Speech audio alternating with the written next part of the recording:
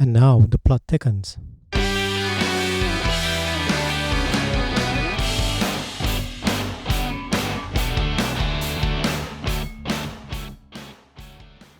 And welcome back, folks, to another episode of Viewpoint, the Brian Heeraman podcast.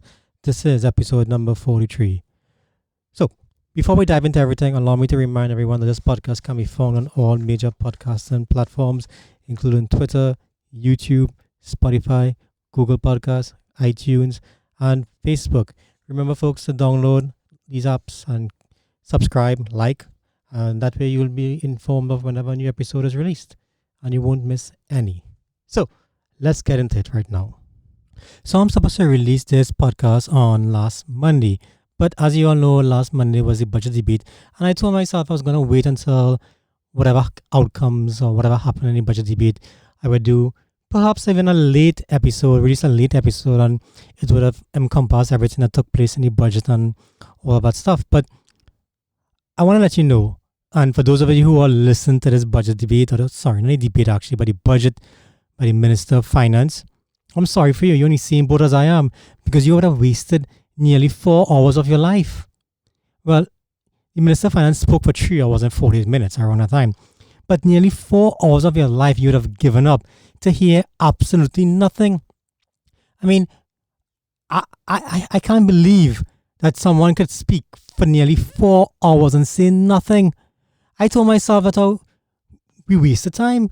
We should have just gone ahead with the episode as normal, and well, we didn't even have to do anything, any interruption or anything like that, just to listen to what this guy had to say, because he didn't say anything. I mean, as we speak right now, there is no budget debate in the House of Representatives, because government ministers, apparently, they just chose not to come out and account to the people as to whatever expenditure was allocated to them or whatever funding was allocated to them. They just didn't come out to defend it. And your opposition didn't continue they couldn't continue the debate. Once the government decided to shut the debate down, they had the votes in Parliament to do that. But can you imagine that the Prime Minister didn't even speak in the debate? The Minister of National Security didn't even speak in the debate. The Minister, they call the Minister of Everything, Stuart Young, did not speak in the debate. It's amazing. Every single Westminster protocol that we normally follow in regards to budget debate was broken when they decided not to carry on the debate. It's amazing. And if you listen to the debate, could you all tell me exactly what new thing is coming out? What new revenue stream that you heard the Minister of Finance spoke about? There was nothing new. The only thing new I realized this Minister of Finance spoke about was the fact that he's going to remove VAT on some food items.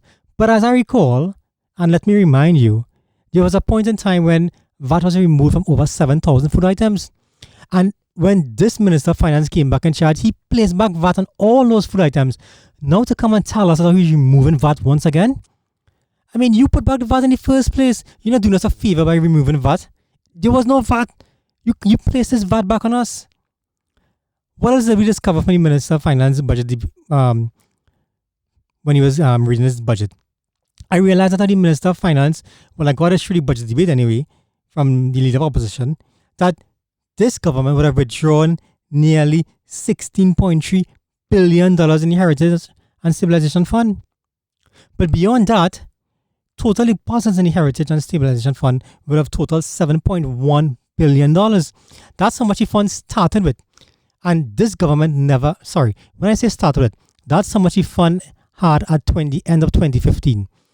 $17.1 billion. The PNM government has removed $16.1 billion from the Heritage and Stabilization Fund.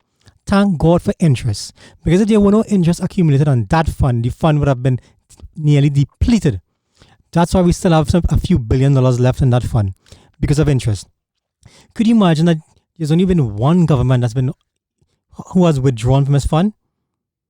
They haven't had anything in the fund. They blame COVID-19, and oh yes, we're going to talk about COVID-19, because obviously COVID-19 seems to be the topic of the order of the day in every episode. But so we continue. But that's where we are right now. The Minister of Finance has spoken about no new revenue stream, and everything he would have said in the budget debate, or nearly everything, is a copy and paste from previous debates, or from previous budget presentations. Property tax apparently is coming back. I mean, the Minister of Finance went so far as first he was copying and pasting. He spoke about the reopening of a police station or a fire station in Superior that was already the construction of that fire station that was already constructed and already open already. I don't understand it. But that is where we are right now. We see, I've always said in this podcast that how elections have consequences. But this is where we are at a time when people are reeling, unemployment is high, the standard of living has decreased. Poverty is now running rampant, and you are bringing back property tax at this point in time. There are no jobs out there to be have. I saw also Lake asphalt workers on their knees begging to be paid after doing their hard work or whatever they do, and they're begging to be paid for and to be compensated for work that they have done. I mean, I can never believe that. I mean, can you imagine going to work and having to wait 2 months for your salary? It's even happening at EFCL, Education Facilities Company. I see workers, I read an article some time ago whereby they were saying, the workers were saying, they don't need to be treated such cruelly. If it is that they don't want them around, just pay them a severance and send them home. But like I keep saying, election has consequences, and this is what happens when you put a government in charge to run a country and they have no clue, no strategic plan as to what needs to be done. I even read from, I think it was Last Business Guardian, Curtis Williams, who I'm pretty impressed with, by the way. He has been writing some pretty interesting story, and he spoke about, and he has been pointing out some very crucial flaws. He was the one, I'm not sure he was the first one, but he was one of those journalists, and I use the word journalist for Curtis Williams because he seems to be that person who would call right when it's right, wrong when it's wrong, regardless of his side or the political party he's addressing from. He would call it like it is. It seems so far. But he was one of the first persons who would have thought about the train one fiasco with regards to trying to save that train and warn the government, the Minister of Finance, not to proceed down that road. But here we are anyway. But back to Lake Asphalt and these employees begging to be paid. Can you imagine having worked and not compensated, especially in this COVID-19 time when prices are going crazy? I mean, I don't know what else to say. But we read now the former governor of the central bank, that is not former governor, but one of the previous governor, Ewart Williams, he has now resigned from the TTIF. I think that is the Trinidad and Tobago Institute of International Financial Company. He has now resigned from that company. But if you think it's because of he found some fault with regards to what's going on, then you're wrong. Because that's not the reason why he would have resigned. Folks, remember, Ewart Williams, I believe, is a personal or a special advisor to the Minister of Finance. He has only resigned, in my opinion, to take up an appointment somewhere else. Remember that name, Vishnu Dampal? I've mentioned his name on the podcast before. He has resigned from NEL and the NIF, and he is now the British High Commissioner. These people only resign to take up higher positions. It is not in the interest of country. They don't have country first, or they don't have the country's interest first. They just do what they have to do. Can you imagine we're in a country where you have ministers of government on TV boasting about a standpipe? We are now at standpipe politics. They have opened a standpipe and they're now cutting ribbons for that. I mean, we're going backwards.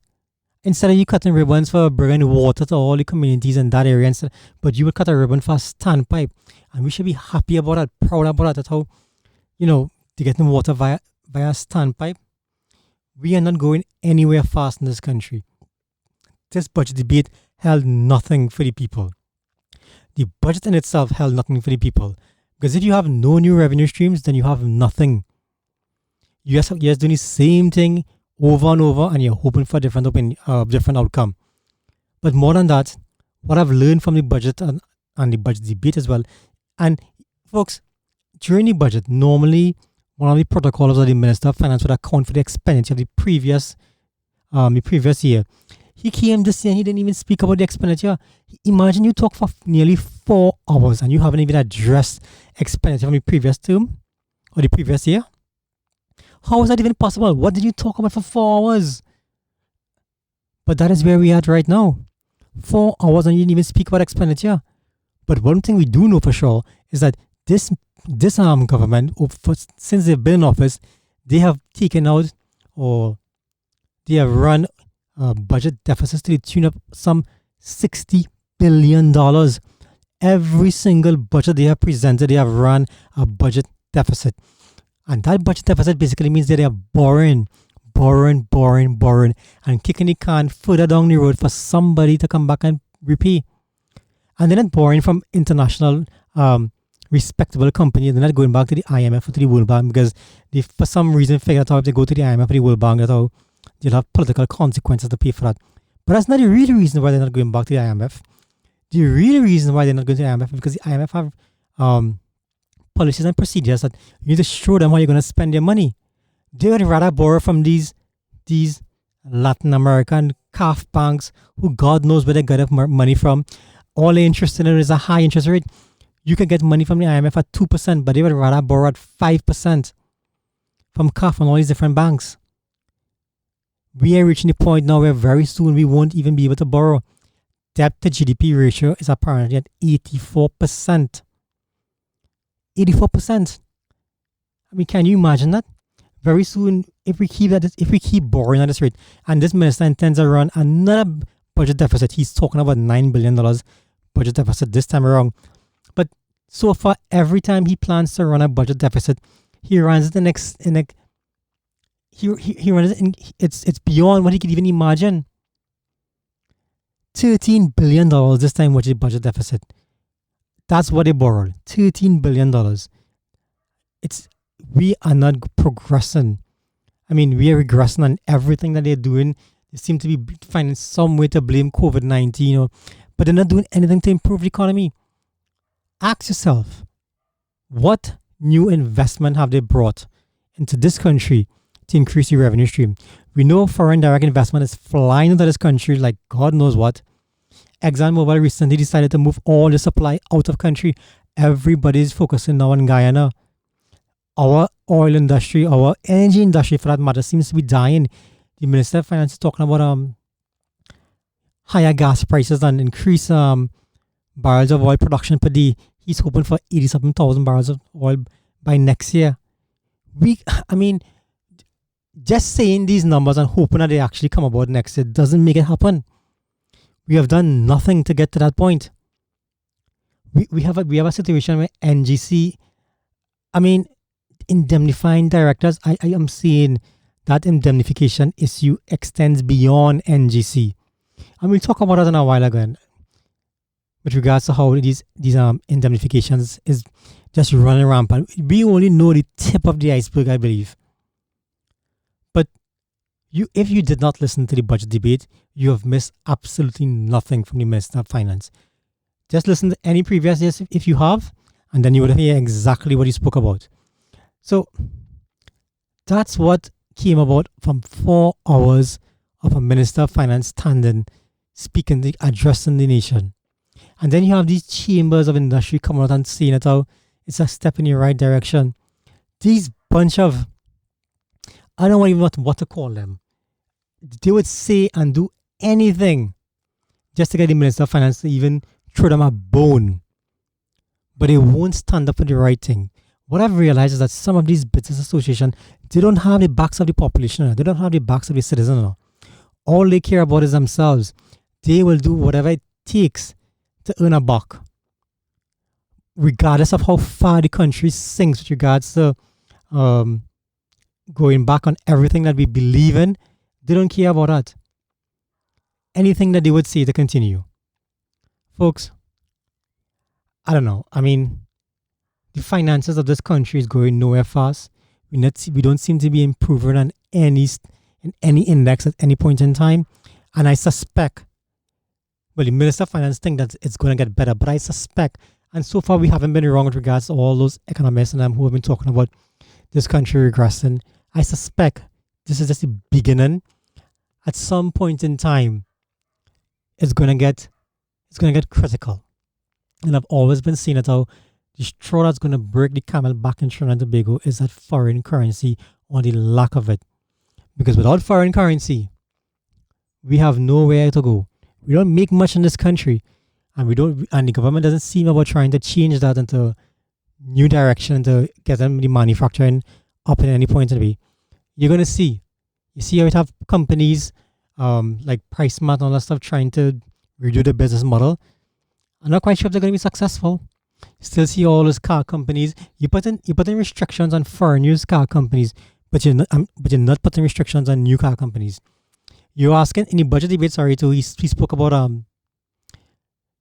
electric cars. 2 years, and within 2 years they can bring in electric cars, not older than 2 years.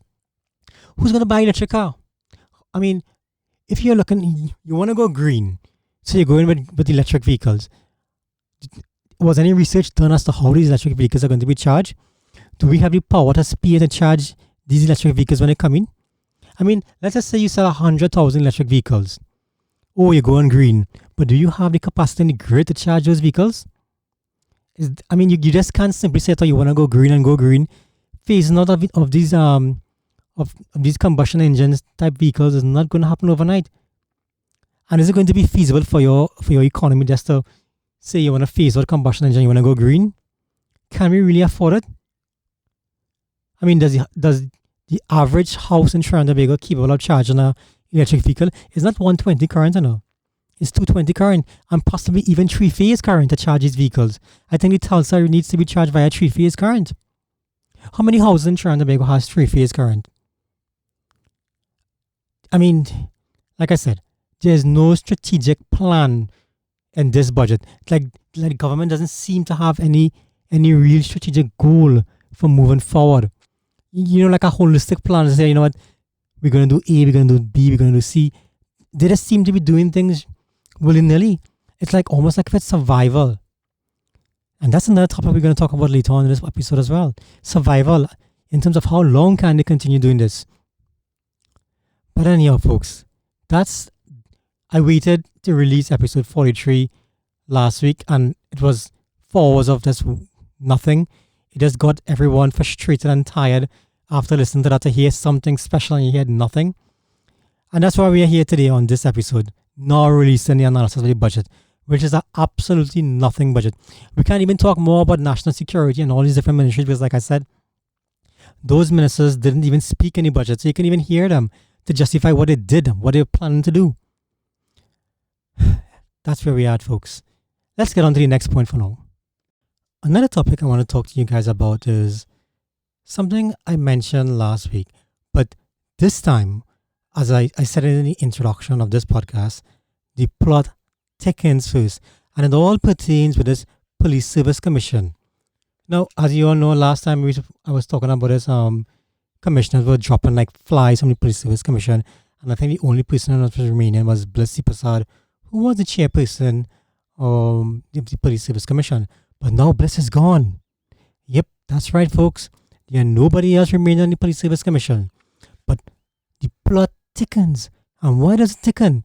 Because at a bare minimum, some of these high-ranking public officials may very well be facing misbehavior in public office. That's the charge that they may be facing. And here's what I think. I told you all of this whole Police Service Commission with this president, this prime minister, this attorney general, this commissioner of police, it's all one big close family, and that has gone awry. They've gone weary, they've gone crazy. You see, what's going on is that, remember, Blissy Prasad was appointed by the president. This same president who appointed apparently Blissy Prasad's sister as an independent senator. You're trying to tell me that there's no connection? I said that before, but no, apparently what took place in what caused this whole mess to come about was that Blissy Prasad, as you all know, had a responsibility to deliver a list of nominees to the president, for the president to forward it onwards to the parliament to select the acting commissioner of police. But someone got involved in the mix. Someone who apparently, according to the leader of the opposition, is the prime minister, went to the president's house, intercepted Blissy Prasad, when she was delivering that note, and caused Blissy Prasad not to deliver a note. Now, if that is true, if the prime minister did stop Blissy Prasad from doing a constitutional duty, if he did cause that to affect an independent office to prevent the president from forwarding that list, which apparently, according to the Director of Personal Affairs, Mr. Harrison, was delivered to the president, but the president did not forward that list. Now, we don't know if Blissy Prasad actually gave the president that list. We don't know if the president had the list. We don't know if the list, but if the list was actually in the president's possession. But according to Harrison, who is the director of personal administration, in an affidavit that he gave the court, he sent it out. The president had the list. So what stopped the president from forwarding this? According to the leader of the opposition, the prime minister, in his visit, halted that any further action being taken. When you prevent independent institutions from operating as per the law, that is misbehavior in public office. You see, they're all running scared. They're all running scared. The president wouldn't acknowledge and say if it was the prime minister. The prime minister wouldn't say if he was there on August 12th, preventing the Blissy Prasad and the president from acting according to the constitutional duty. You know why? Because they're all blinking. They're all afraid to blink, that is. Because the first one to blink, the first one to issue a statement knows very well that that could lead to the end of this government. That could lead to charges being laid. That could lead to court matters. But it gets even more tricky than that. Here it is. Come October the 15th, Gary Griffith, who is, the acting commissioner of police, he is going to return to that very chair, that acting commissioner chair. Because there is, and here it is, there is no police service commission to suspend him, to send him on leave. All the members have resigned. What if there's nobody to send Gary Griffith on leave and he returns to that chair? With all this mess going on, where the prime minister clearly doesn't want him, what's going to happen? What is he going to do? Is he going to launch investigation as to what's taking place, or so what has taken place with regards to the list not being forwarded to Parliament? And if he does launch an investigation, is he going to charge the prime minister? Is he going to charge the president? Is he going to force the president to resign, to say something? Or is the president going to exercise some sort of duty under the state of emergency and put Gary Griffith under house arrest? But beyond that, this whole state of emergency brings in new dynamics, because remember, you have literally, or in some instances, no rights, and the president is the leader of the arms of his nation under a state of emergency. So we don't know what's going to happen, but I can tell you one thing: this fish is rotten from the head. If it is that what actually transpires that the prime minister did initiate this action to prevent people from doing their constitutional duty, and Gary Griffith does play give me back my marbles, it's time to go home, because that's the kind of guy he is. He's an idiot. But still, they're giving this guy grounds, and they make him come out like some sort of martyr, like some sort of hero. Some people are looking up, but he is no better than all of them.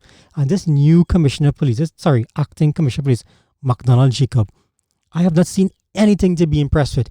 You're trying to tell me you have the opposition leader talking about misbehaving in public office of high government officials, meeting with the president to stop their constitutional duty, causing the whole police service commission to step down, tender their resignation, and this commissioner of police, acting commissioner of police, has not sent his officers to investigate or find out what's going on. Because you know what? He too wanted the job. It's all about the job in Trinidad and Tobago. It's all about the job. Everybody wants to keep the job. Everybody wants to play afraid and play coward, because they're hoping by some miracle that they will get to hang on to their position. Like I said, no one cares about country. Country is the last thing. But I'm amazed. To read recently in the papers whereby Ramesh Lawrence Maharaj, maybe because he's representing the commissioner of police, so acting commissioner of police, who's on leave, Gary Griffith. Maybe that's why he's making his statements. They are all calling upon the president to set the record straight. Martin Daly, who sometimes lost his way with regards to what's the right thing to be done, he and all is calling for the prime minister and for the president to set the record straight, because they are all going on the assumption that the prime minister was the one to visit the president's house on August 12th and put this whole mess into motion. Now, I'm very, very interested into what's going to happen in the future, because, like I said, if it is the prime minister who initiates all this, then he not only has to step down and resign, but the president, for allowing the prime minister to influence a judgment to prevent her from doing a constitutional duty, she and all has to resign. But beyond this, the Attorney General now, apparently he has some part to play in this too, because he's the one who drafted this stupid ass law with regards to can we say ass now? None of the prime minister uses that language so openly. Oops. I hope there are no kids listening to this. But still, this Prime Minister, this Attorney General, sorry, he drafted this law. There's no good way for him to get away from this. Like I said, citizens demand to know. We demand to know. The folks demand to know what has actually what actually took place when this whole thing came about. We need to know who this mystery person is. We need to know. We need to know if it actually leads back to the office of the Prime Minister. We need to know who Blissy Prasad needs to tell us who she met with at President House. Somebody's going to blink first, folks. And whoever blinks first, they're the one that's going to get the better deal out of all of this. And this mess is going to hit the roof because they are not going to let the pressure up on this one. This is what they call the end-all game. This is where the stakes are high. And this is all unforced errors on the parts of those involved. As mentioned, Alawari, everyone talking about this Attorney General selling his car to a member of a dead member of the Police Service Commission. But I don't really care about that. Yeah, we know he broke the law and all that stuff, but that is not the major emphasis. And even if he broke the law, like I said, the acting commissioner of police now, currently, he should set in motion an investigation, but he's not going to. Like I said, he's not going to because it's all about their job. But you and I don't transfer our vehicles if we sell our vehicles now. So much police come and knock on your door to seize your vehicle and all kind of craziness is going to happen. But like I said, the Attorney General selling his car to Roger Kewal Singh, then member of the Police Service Commission, that's the low-hanging fruit. That's the fruit that you don't really want. You want the one on top. You want to know where this entire mess started. Who led this mess from the beginning? And I suspect, and I really see something happening with this, is that all of this is going to lead to the office of the Prime Minister. And that is where this constitutional crisis started. That is where it needs to end. So moving on from the Police Service Commission crisis. But if for 1 minute you think that there's no more room in this country for another crisis, then you're dead wrong. Because in this country called Trinidad and Tobago, we love crisis. We live off of it. We love living on the edge. And the next crisis hitting Trinidad and Tobago is this so-called safe zones. So apparently the government now has decided that they're going to have safe zones, which started from today. And basically what it's saying is that in cinemas and I think it's water parks and restaurants, they're going to have these safe zones whereby vaccinated people only can interface and can continue living life normal, although you still have to wear your mask and everything else and practice social distancing. They're going to have safe zones. Folks, we as a people need to start telling government that we want our policies drafted in a manner that reflects what we know in our hearts to be right. I'm not quite sure if I said that before, but that is how we need to get our government officials, our state officials to draft our laws. What we know in our hearts to be right, that is what needs to be our guidance for us, because at any point in time, it has to come from somewhere. And if it doesn't come from your heart, I don't know where else it's going to come from.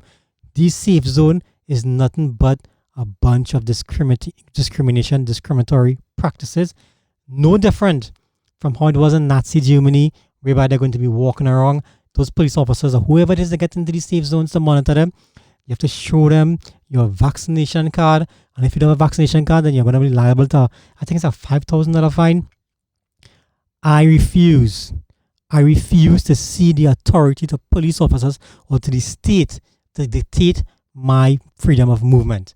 I'm not going to be sharing, no damn vaccination card, because you know what? I think that's government overreach. I think that's going above and beyond.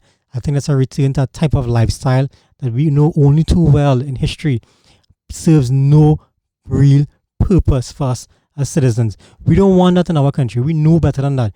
We don't want this type of discrimination. We live like one people here. This vaccinated, unvaccinated type of discrimination that they're trying to create in our minds is not what we want.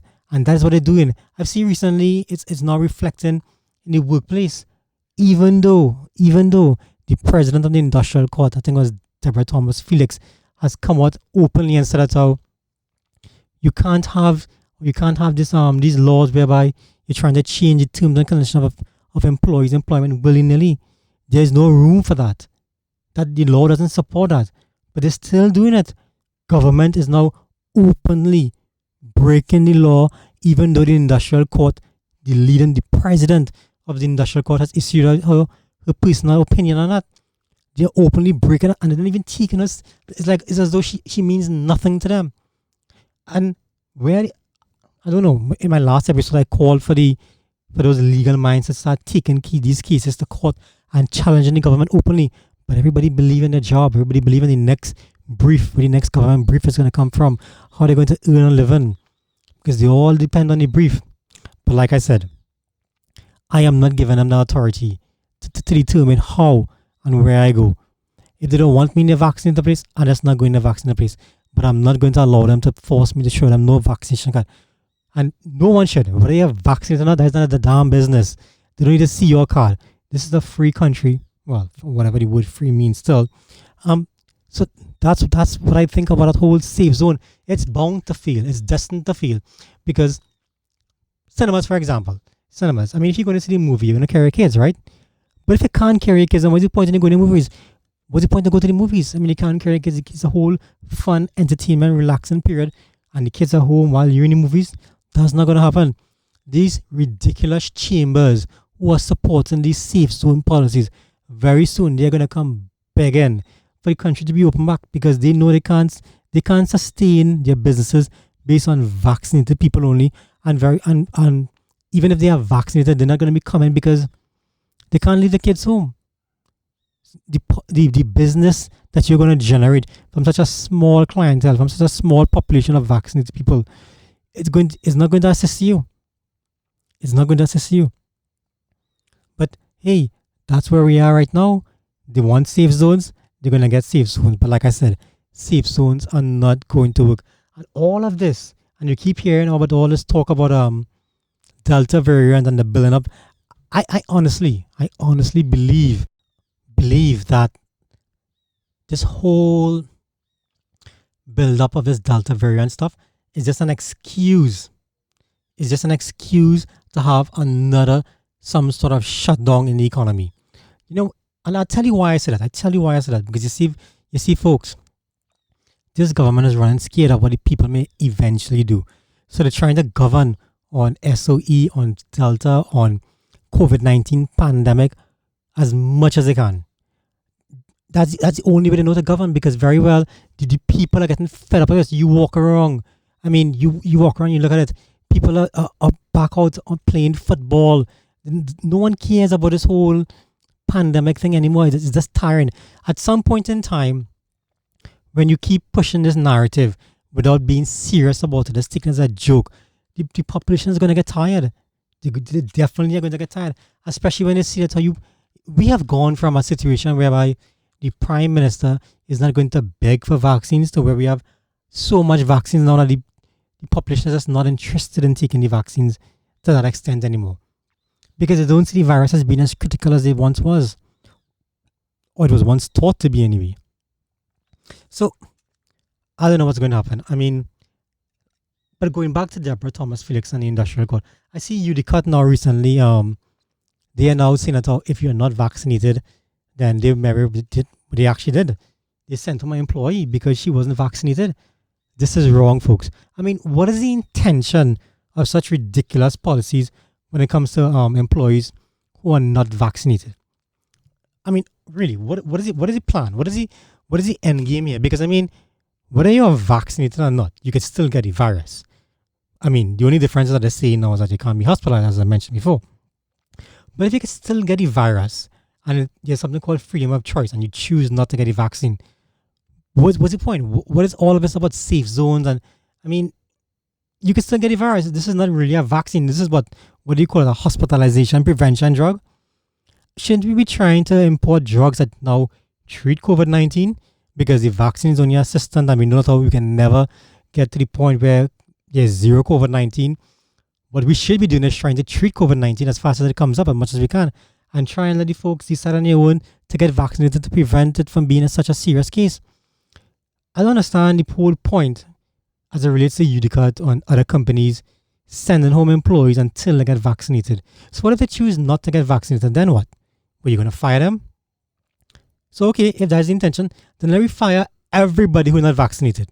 Let me get rid of everybody. Let me take away their life, take away their livelihood, take away their means of income to support their families.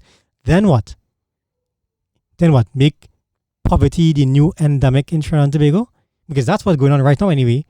Poverty is the only endemic. This pandemic with COVID-19 seems to be leaving the world slowly but surely, but we are leaving it, we are creating it here, and we are encouraging it to continue here.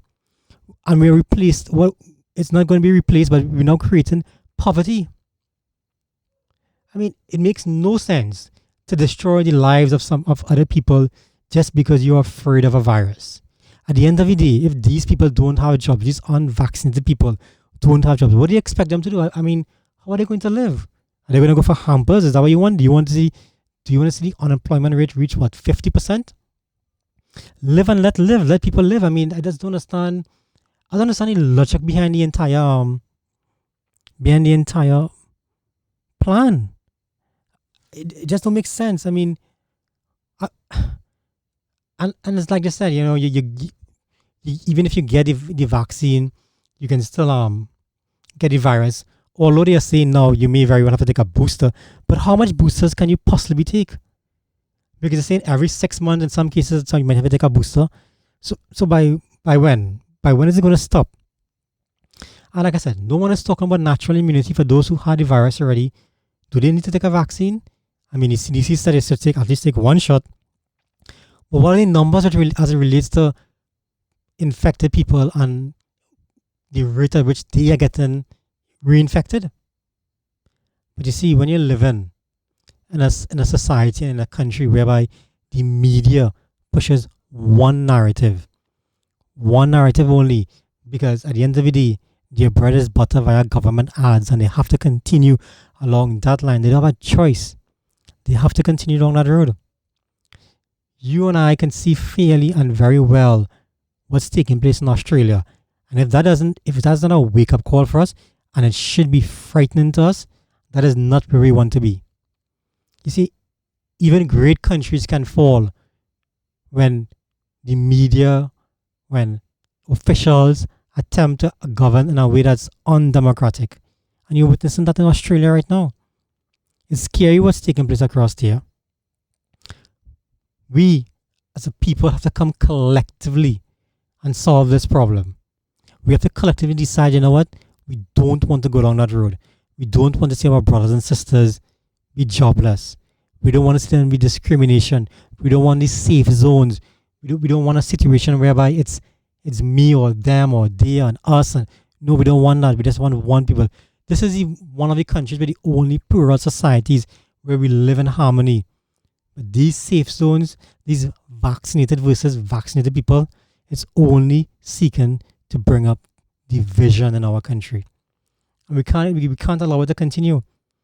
If we don't stand up and say and put an end to this and stamp this out and tell the officials that we don't want this, then at some point in time we are looking at what's happening in Australia, and probably even worse than that. Because they have money, they have currency. We don't have that. So there is one more topic I want to get to before we end this episode. And I want to shift focus to a more international scene. Last week I warned you guys, I spoke about the Israel, Iran, the new dynamic and the new twist that is taking place across on that end. And now we want to focus more on the East, more on the Asian side, as it relates to Taiwan and China and what's taking place across here. So apparently China has been flying over 200 military aircrafts into the Taiwanese airspace, invading the democracy and their freedoms. And China has always claimed that Taiwan is a renegade province and is under the One China policy. But there are implications, because China wants to apparently militarily overthrow the Taiwanese government and take back that province by force. This is interesting. But why? Why now? Why now, China? And I'll tell you why. You see, China understands the global game, the global politics. And with Joe Biden in power, they understand fully well that Joe Biden is weak. You see, he doesn't stand up for the values that keep the world together, that keep the world tight. And now is the best time in history, the greatest time that China would even have to even start a war with regards to Taiwan. and try to take back that province via force, because they are testing Joe Biden's will, his cabinet will, and the American will, if they were going to come forward and support Taiwan. Sorry, I remember clearly that how in 1996, Bill Clinton. Now, for all that is said with Bill Clinton, with that guy liking his cigars and his burgers. Sorry, wait a minute. Liking his cigars and his burgers. He in 1996 sent two aircraft carriers within the Taiwanese waters, their borders, and that prevented China from launching military strikes into Taiwan at that point in time, because China was launching missiles at Taiwan back then into their waters, and as soon as those aircraft carriers made their presence in Taiwan, China ceased and desist. Now, bring it back forward now, present day. Do you think Joe Biden has the guts to do that? Do you think the left wing around him is going to allow him to send aircraft carriers to stop China? I tell you one thing for sure. China, if they do get Taiwan via force, it's not going to end there, because Taiwan is just a stepping stone to Okinawa, to Japan, and then eventually probably even Australia. That's the real goal with China. You see, China has this world domination policy behind them, and then the implications for China are even greater, because you would have heard via rumors that how the port of Port of Spain, there are rumors that how it's going to be sold to the Chinese. You can see the amount of government projects has been given to the Chinese, and how much loans that we owe the Chinese government. If we are unable to repay, what do you think is going to happen? They're going to write off that debt just like that? Of course not. And if China does attempt to overthrow Taiwan and take it back via force, who is your government going to support? Who is the China government going to support? Are they going to try to back behind Taiwan, or are they going to go and hide in some corner and say that you're going to support China because Taiwan has always been a province of China? And what if America decides that they're going to support Taiwan? Huh? Who is China going to support? Are we going to go with the US, or are we going to go against the US? And if you go against the US, you know the implications for us back then. But more than that, America has a pact with Japan, because after World War, the contract with Japan and America basically says that the Japanese are not allowed to have any nuclear weapons or any military strength for warfare, and America will provide that strength for them, and that's why they have military stations in Japan. So if at a mere minimum China attempts to attack Japan, then America has no choice but to support Japan. So what do you think is going to happen? Do you think Joe Biden is strong enough? I'm perplexed, but there's a reason. Like I said, there's a reason for what is happening, because they know with a Trump presidency back then, China wouldn't even dare make these attempts. They wouldn't dare. But like every other bully in this world, or dictator, or authoritarian leader, or communist leader, they smell weakness and they take advantage of it. And Joe Biden, they smell him to be weak. The reason why they wouldn't try with Trump, because China fully well understands, just like Iran and all those other dictatorships, understands that Donald Trump is crazier than any dictator in this world, and you can't predict him. And if you can't predict somebody, you may very well launch into Israel, and end up being the receiving end of nuclear weapons. China wasn't going to take this chance with Taiwan with regards to invading if Trump was wrong, because Trump sells Taiwan billions of dollars in military aid, and to continue selling them military power, he will continue to fight off China, because it is not just a war in terms of military equipment. It's an economic war that's taking place as well. China wants to control the world, and they'll do whatever it takes. And always the best time for them to test that theory or test that hypothesis and see how strong Joe Biden is. And if Joe Biden is weak with Taiwan, then he's obviously going to be weak with Israel. And Israel has already threatened to stand on their own with regards to Iran. And once those dictators, as George Bush would put it, the axis of evil recognizes that you're weak, then all hell is going to break loose, and they are all going to come out of the woodwork and test every free and fair and democratic state in this world. That's what's going to happen, and that's the scary part about it. You already see your prime minister is refusing to answer questions. We dealt with all that earlier on in this podcast. He is on the edge. He doesn't know whether he's going or coming, because as soon as someone blinks, he may very well be on his way out. So, Just one more thing I want to talk about, and I don't even want to talk about it. This whole issue with regards to Inch and Ismail and Prime Minister Rowley, when who called them who ass and whatever that. You know what, Inch and Ismail? You saw the win, so now you're reaping the whirlwind. You deal with that. Because you placed this guy there, he's now turned his back against you. You take action and you do what you think, and you find your way to defend yourself, because I don't think anybody wants to come up, because you was looking before and now you getting it, but you getting what you sow. So that's too bad. I mean, it's wrong. I mean, no prime minister should speak to any citizen the way he spoke to you, and I agree with that totally. You have my back with regards to that. But at the end of the day, if we don't accept the responsibility for the things that we do, then we just spinning top in mud. So okay, folks, let's end it here for today. I know I went a bit long, but like I said, I didn't issue episode 43 last week, and we're now doing it.